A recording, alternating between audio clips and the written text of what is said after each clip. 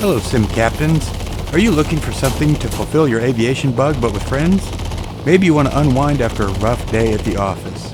But if you can do all of the aforementioned at the same time, in the time it would take you to fire up your favorite airliner and taxi to the runway, you could have run 1 or 2 missions of Heliborne.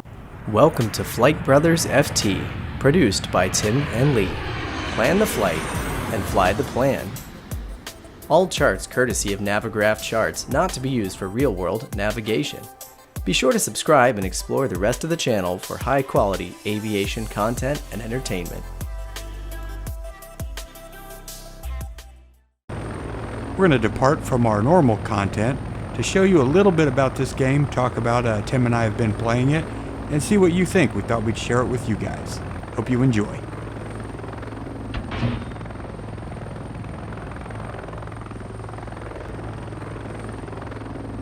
Heliborne is an arcade-style helicopter shooter. It consists of 2 main play formats, co-op or player versus player. Single-player offline play is also available, while a single-player compact open-world training range lets you try out new helicopters and upgrades before launching into battle. Man pad. I'm going left side. I saw the man pad. Starting in orbit. Engaging.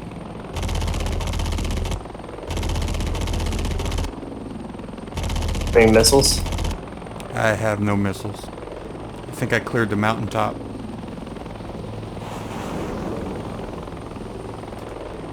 Did not grab them all. I hope he's gonna move and get them. He is. Up 6 for us, and up to RPG. Oh, Is it going? Me? Is it going? I just got shot down. In cooperative mode, up to 4 players compete against the AI in objective-based play. Some of these may be recon extractions, armor engagement, or enemy base takeover. In player versus player mode, between 3 and up to 8 versus 8 players compete against one another depending upon the size of the map. This is largely a capture the base format, or similar to a capture the flag for you familiar with first-person shooters. Each of these modes can be password protected to ensure only your friends can get in, or to allow anyone who is playing the game to join in.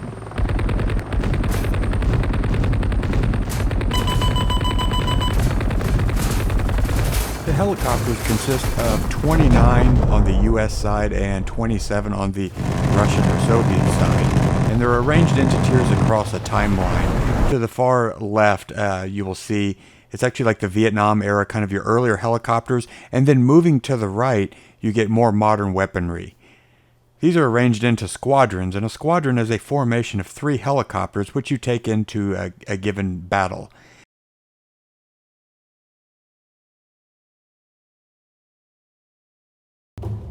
When you first launch the game, you're going to jump into your airfield here. It's going to show your squadrons. At the top left, it'll show the aircraft that you have and the armament and infantry selected, if in fact it carries infantry. We'll just kind of look here. This is what I have to start with. This is a tier 1 loadout, a player versus player. Down at the bottom you can see, I'll kind of click through some of these for you. Some have special liveries which are available for purchase or for your in-game currency, which is also your stars up here. You also use that for upgrading with countermeasures, rockets, improved weapon systems, etc. So if we scroll across, I have them broken out by tiers, and then I actually have some of mine here labeled co-op mix. So this is a mixture of an observer helicopter, a transport / maybe attack in the case of the Hind, and then an attack helicopter. And then here I have an attack squadron, so I've got 2 attack choppers. We'll talk a little bit about this, but we jump into, here's the tier 1s for US, tier 2. And you actually see the CH-53 and 47 span multiple tiers.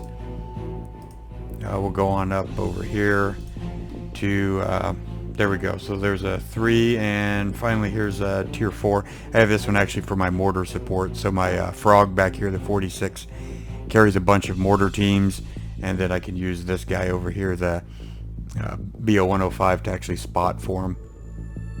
So this is your airfield. This is where you're going to land. This is also where you build your squadrons. So now we will take a look at how to build a squadron.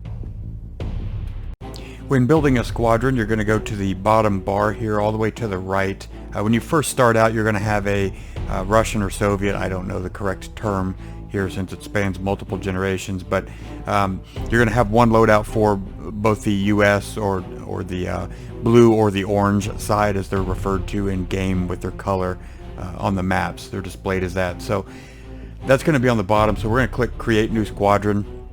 Let's say we want to do a we'll type video here, and let's do a Russian tier 3. So we'll select that, and then we're going to see all of our tier 3 available choppers down at the bottom. Create.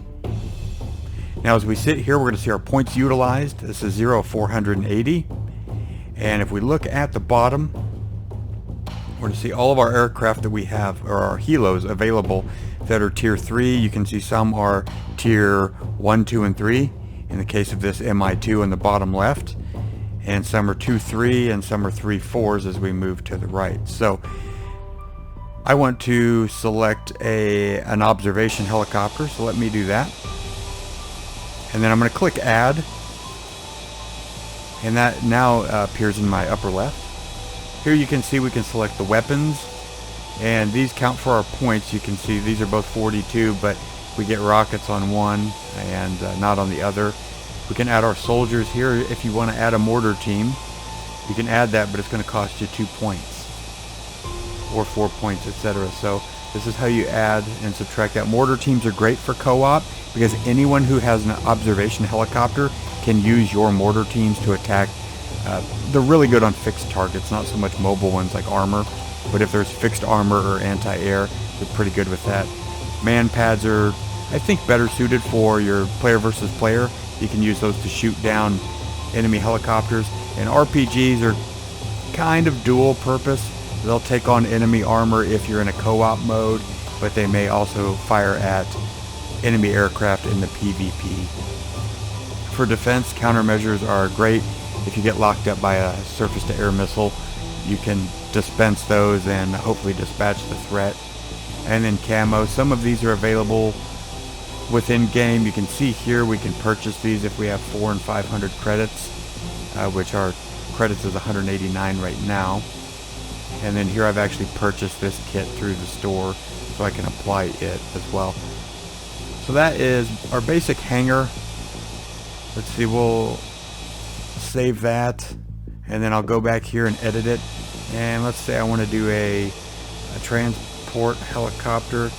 I really like this IAR 330. It's a, I think it's a Romanian contracted Puma. Has a good armament here. You got a fair number of rockets, and then you have 2 gunners, one on each side. And you can sling cargo here, so we'll go ahead and add that. I don't know if you have to click save after every time I do it. I've just gotten in the habit of doing it. And then let's go with a hind papa. We'll add it, save it, and then now what you see is the squadron we built called video. And if at any time we want to go in there and change anything, we can go to edit. And then let's say on this hind, for example, we want to add these ATGMs, these air-to-ground missiles. I want 12 of those. And you see that's a big jump here with our utilized points going from 330 up to 403 just by adding those optical missiles. Let's say I want to add one mortar team. One mortar team counts for 2 soldiers. And let's put on that livery. We'll save it. Now that helicopter is saved as in that paint scheme in that loadout. So that is how we would assemble a squadron.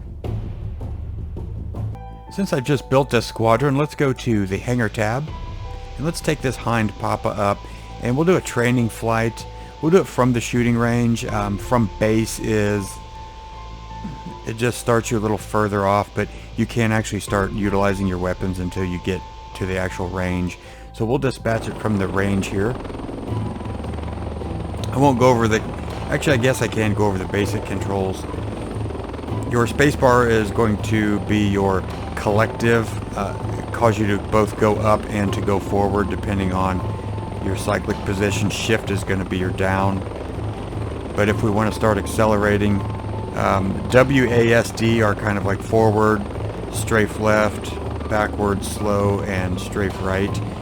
Those in conjunction with both the mouse and your spacebar or shift key is what is going to allow you to fly the chopper. Let's take a look here. Scroll wheel is going to let us cycle through our weapons, and our V key actually lets us zoom.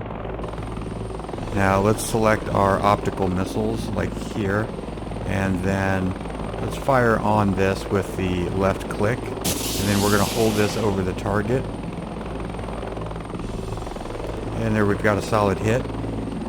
And let's switch to our unguided rockets. We'll do a little strafing run here over the training range. We'll hit this convoy sitting right in front of us. Let's pick on the back truck here. And each of the aircraft and weapons have their strengths and weaknesses as far as maneuverability, weapons payload, troop payload, etc. Again, this is a real fun game to play with a friend. Then you can kind of delegate what you want to do. If Tim likes flying attack choppers, and I kind of like doing the logistics support, slinging cargo in, doing extractions of our recon teams and things like that. So we can actually balance it. But if I get the itch to be an attack squadron, you know, we can work that out so that I can blow some stuff up, and we'll swing it. Or this is where one of those mixed squadrons are nice. If you have an observer, if you have an attack chopper and a transport, you really can fit everything. But especially later on when you get in the tier 3 and tier 4s, your points handicap really starts to factor in. So I think for my tier 3s and tier 4s, I probably have 3 to 4 actual squadrons in each one that are just comprised of different helicopters. So let's take this back here, and you actually practice slinging there. The attack choppers cannot pick up loads, but your transport choppers can. And really when you're getting ready to land, you just want to balance the cyclic, which is functionally your mouse. Some versions of the Hind, actually if I hold left click, you can see here as I move, the turret's not tracking me. But in some of the attack choppers, when you move like this holding right click, it'll actually track and line so you can attack a target while on the move. Let's go ahead and release right click. It's going to spin around. I'll knock that stuff over there, but we'll put it on the ground. And that's a little look at the training base, and again you can do that to test out your new helicopters and weapons before you jump in online. Alright, I'll run you through a couple more of these tabs here. We'll try and hit them all without belaboring any one in particular. If we go over to the settings, of course your units of measurements probably going to be one of the more important ones depending on where you're based in the world. Audio levels, your interface. This is cool because you can actually change your HUD to whatever color you would like. I think it's default green, something like that. But anyway, you've got all kinds of options there to look at. Career tab shows you all of your achievements that you've made and any medals. Of course, we've looked at Hangar and squadrons. Let's go to battles. We'll take a look here. This is your any game that's currently online. So anything that's cooperative, of course, you can see is a co-op game. And then you can deselect your player versus player or co-ops, and you can limit them by tiers if you only have certain aircraft. So if we deselect 3 and 4, we'll only get tiers 1 and 2. Let's add them all back and we will get that. If you want to create a battle, this is how you would do it. You can see at Vietnam, Gulf of Tonkin, for example, is a first generation, and it is a maximum 5-on-5. You can set that lower, or you can do up to the max. On the larger levels, 8 versus 8 is the maximum that you would be able to do. Go to single player. If you click single co-op and then historical, you actually have different objectives you can do here for each of the sides. Again, this is a single player offline. Then if we go back to random, and let's say we wanted to create a first gen, we would go create. We would select which nation we want to represent, and here we would see our squadrons, so we could select those. If we wanted to set a password, you could type that in, say FBFT, and then you have multiple levels of difficulty here. Medium's kind of the basic. Co-op for 4, so you can adjust this. Tim and I always do co-op for 4, that way we're obviously 2, and then if anybody else jumps in, we have 1 to 2 other players. And you can actually chat in-game. There's an in-game chat with the enter key and I believe tab to cycle your teams if you're in a multi-team environment, not against the AI. It obviously doesn't matter for the AI. Simultaneous objectives, you can run 1 to 6. 2 and 3, depending on the map, can get busy. 1 to 2's pretty okay with maybe 1 to 2 players. Once you start getting 3 or 4, you might be able to run that third objective depending on how everyone's playing. Win conditions. So this is if we do 5, when we complete 5 objectives, game's done. If we do until victory, that's going to be our timer, which is about 1 hour. 5 to 12 is pretty good. 12 with some decent players is you can complete those in probably 20 to 30 minutes. 5 you can be done in less than 10. So objective timer, you can extend or reduce the amount of time. I think the default is around about 5 minutes per objective. That includes your time to return to base. So for example, if you had to extract a reconnaissance team, you have to fly there, deal with any threats around, extract the team, then fly back to base to complete that objective. So you would have around 5 minutes. They vary slightly. Game mode, regular or hardcore.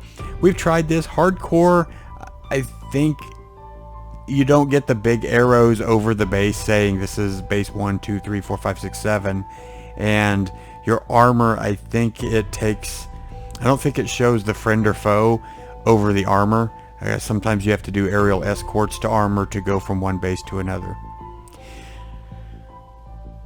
Gather players would allow us to here, so we would sit here and other players would join us and jump in, and then when we're ready we can click start battle.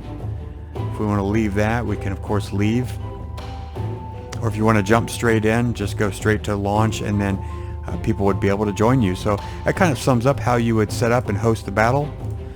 Now for the fun stuff, let's bring in Tim here and let's just talk about the game.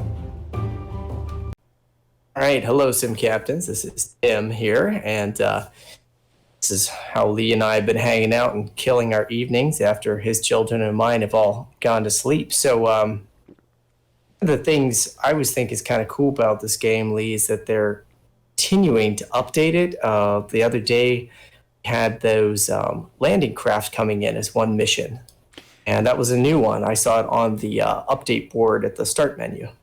Right, and this is a 0.98.5 build, and they're continuously adding updates. And I didn't mention this earlier, it's actually on Steam is where we got this, and I think it's retailed at $20 US. Right, now this is how Lee talked me into it. It was on sale for $7 one day, and I couldn't say no at that price.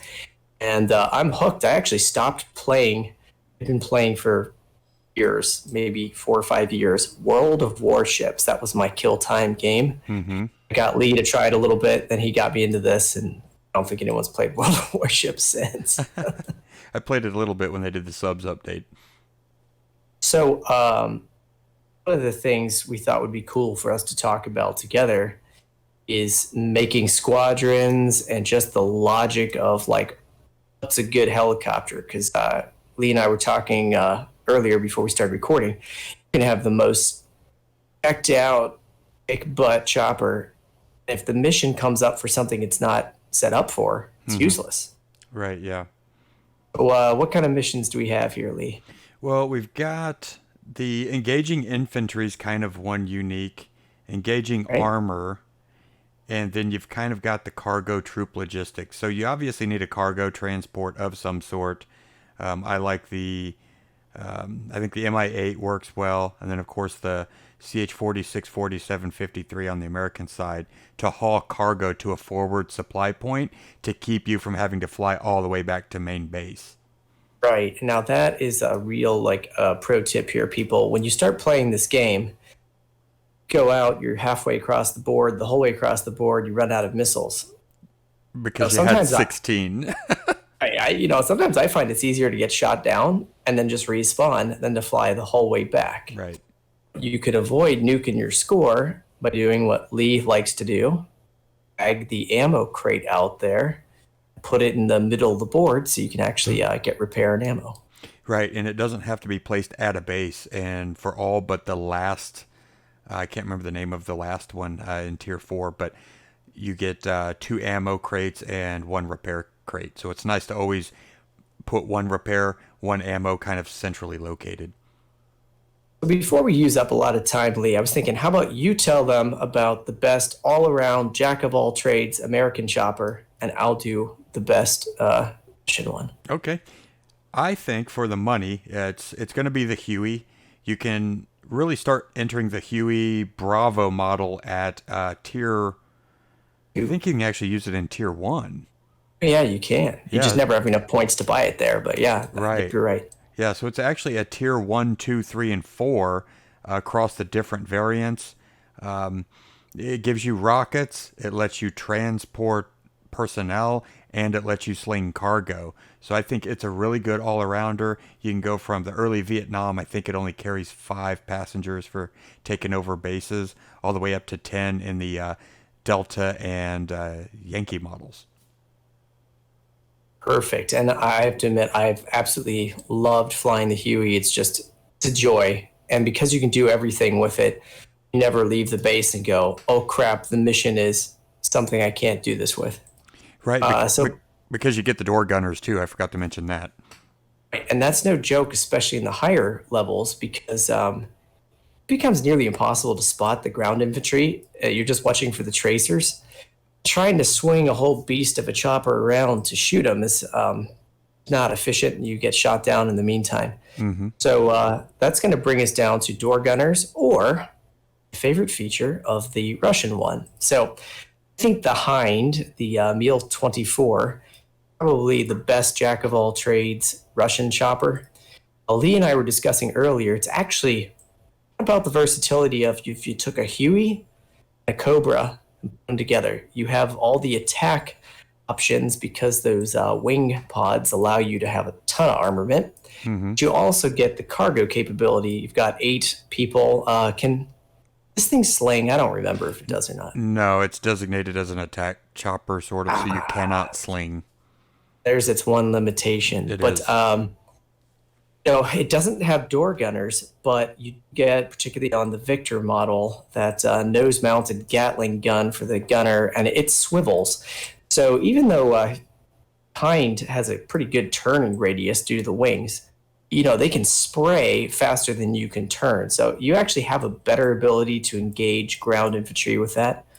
And once you get to the Papa model, and upgraded to 40 rockets and 12 air-to-ground opticals. So at that point, this thing is really set to take on like a tank division all by itself. 12 air-to-grounds. If you stand off, you can do some serious house cleaning with this. And then you can still cap bases or extract recce teams because you have 8 people on board. So for me, this is, of the Russian line, this is the most versatile. Yeah, I agree, Tim. Well, thanks for joining us on here. And to all of our viewers and subscribers, hope you like this look at Heliborne. Take a look. It is on Steam, so if you'd like to purchase it, there it is. This isn't an advertisement. This is just us having fun, looking to shake it up a little bit, and hopefully we could share something with you guys. Until next time, plan the flight.